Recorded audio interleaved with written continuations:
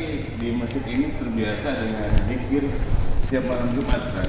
Salah satu yang saya ambil hikmahnya, saya pernah bilang, jadidu imanakum, perbarui imanmu dengan kalimat la ilaha illallah. Apalagi saya bersyukur di saat pandemi ini kita tidak bertakziah ke rumah orang yang berduka, tapi kita sediakan tempat di sini untuk takziah seperti tahlilan itu malam 1, 2, 3, semalam juga ada yang malam 40. Kita senang berbuat membantu saudara-saudara kita yang memang pengen bertahlilan, tapi ada 2 jamaah nggak ada dasarnya, tapi kita biarkan. Saya bukan anggap berlalu seperti itu, hanya tujuannya menghibur Ustaz, seperti itu. Mohon tanggapannya tentang tahlilan ini dalam malam 1, malam 2, malam 3, 7, dan juga zikiran yang kita lakukan setiap malam Jumat. Terima kasih. Yasinan. Baca Yasin. Iya. Kalau Yasinan mungkin asinan kali ya, memang nggak ada di zaman Nabi. Tapi kalau Yasin ada di zaman Nabi. Yasin itu Quran nggak Pak? Ada perintah utlu ma uhiya ilaik, bacalah yang diwahyukan kepada engkau. Yasin Quran nggak? Salah nggak kita baca Yasin? Oh, nanti dijawab, oh cara seperti ini tidak ada di zaman Nabi. Emang yakin dia nggak ada di zaman Nabi? Ya.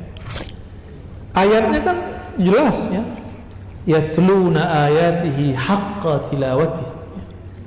Surah Al-Baqarah itu, mereka, kalimatnya mereka membaca ayatnya sebenar-benar membacanya. Kalimatnya pakai mereka, jamaah.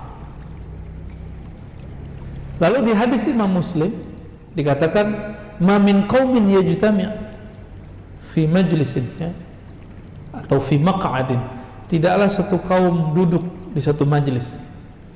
Ngapain mereka? Yatluna ayatillah, membaca ayat-ayat Allah. Saya mau tanya, Yasin ayat Allah apa ayat setan? Kalau saya ngumpul baca Yasin, masuk hadis itu enggak? Saya ngumpul baca Tabarak, masuk enggak? Ngumpul baca Al-Kahf, masuk enggak? Mereka akan ngomong, kenapa Yasin mulu enggak yang lain? Emang salah? Baca kitab Al-Azkar An-Nawawiyah. Imam Nawawi menulis satu bab, kebolehan melebihkan satu ayat di atas ayat-ayat yang lain. Kita hobi gitu, itu boleh. Tafdil, ya, tafdil surah ala suwarin, ayat ala ayatin, itu boleh dan disunnahkan. Di masa sahabat Rasulullah ada yang setiap rakaat dia baca kulhu. Coba di sini ada Pak, bubar masjid ini.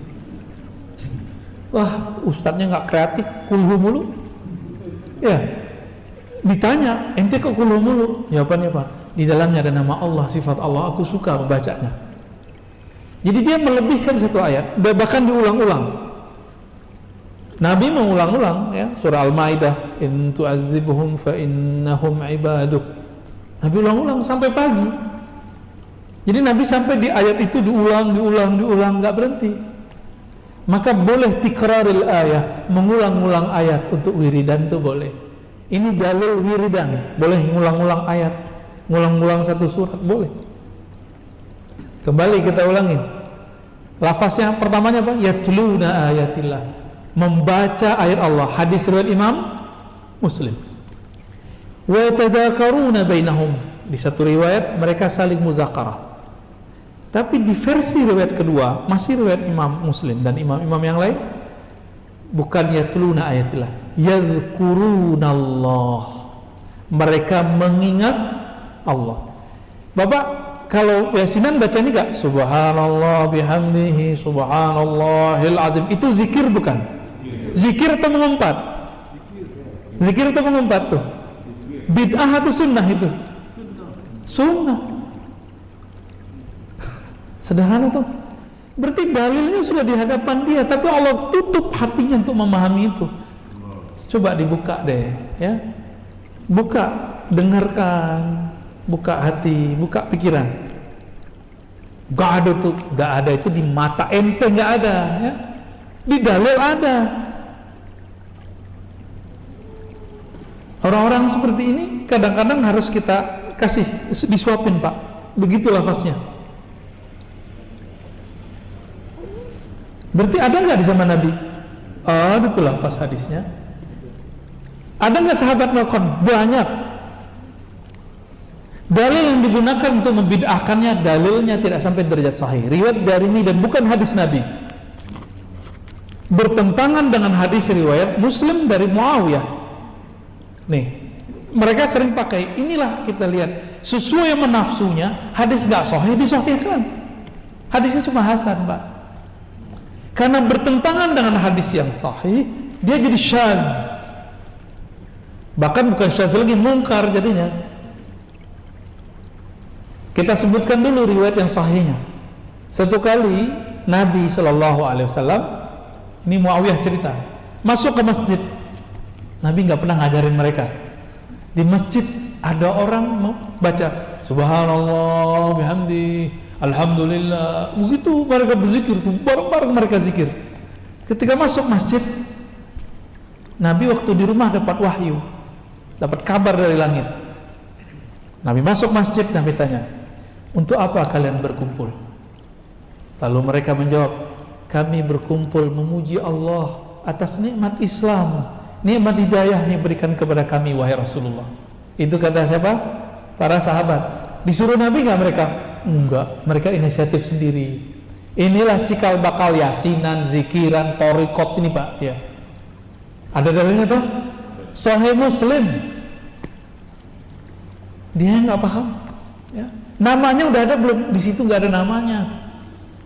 Isinya orang thariqat ngapain? Isinya orang yasinan ini sama persis, nggak jauh beda.